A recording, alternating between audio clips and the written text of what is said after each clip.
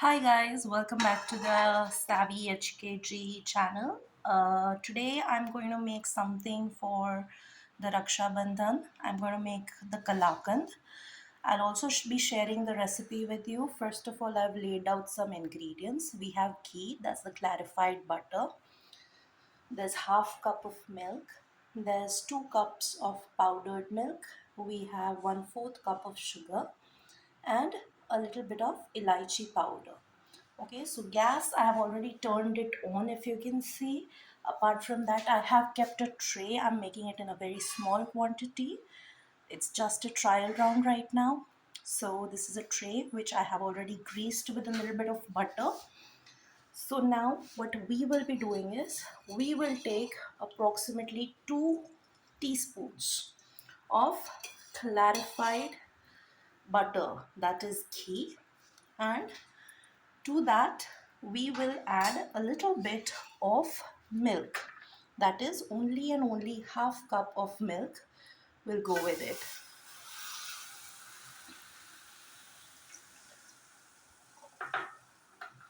Once it starts to boil, we will slowly and steadily add our uh, but milk powder to it. I'll just show you, if you could give me a minute. Okay, so I'll raise the temperature a little bit, not very much. To it, we can see the boiling started to happen. So I'll slowly add my powdered milk to it.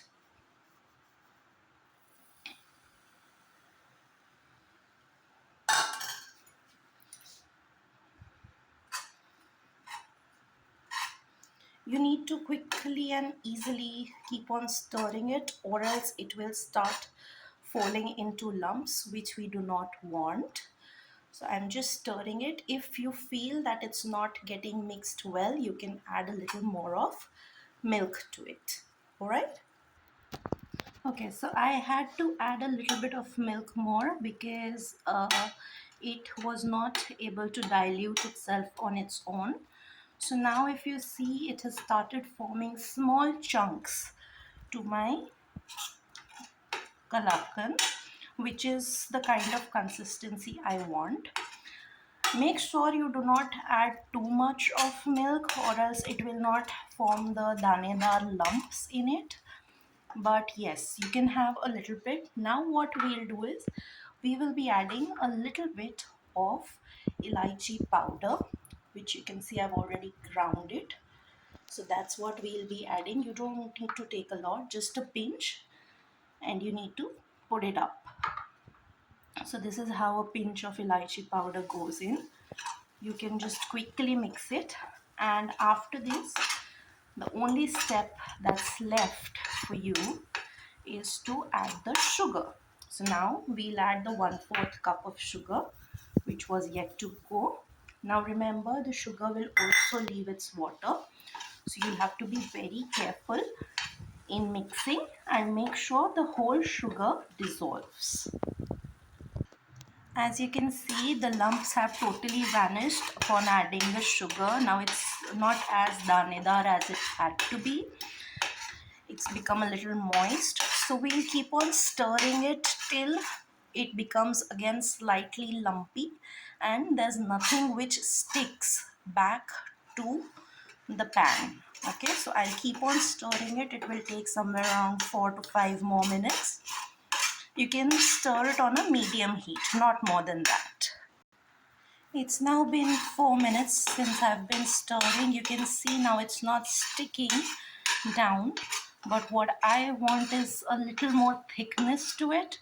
So I'll maybe give it a minute or two more to stir it, and after that we will transfer the same Kalakand batter in my tray and we will let it cool for 3 to 4 hours. So let's continue stirring. After exactly 5 minutes, if you see, there's this slight lumps at the bottom that are forming of brown color. If we see, that is what we want in our Kalakand, so that when we cut it into pieces, it will have more of your danedar taste. That means the mawa will come in your mouth as a different taste and it will taste better. So we'll stir it for a minute more. Let me just prepare my tray on the table because I'll not empty everything over here or else the tray will be very hot to carry. So I'll just be back in a minute. So now my kalakand is at a perfect danedar consistency. So I'll just turn off my gas quickly and let it cool down a little bit before I transfer it into my baking tray. So to cool it down, you can keep on stirring so the bottom part does not stick basically to your pan. So once you're done with that, you can easily transfer it. So I'll just quickly show you how you can how I have transferred it in a foil. Okay, so I've placed my kalakand over here.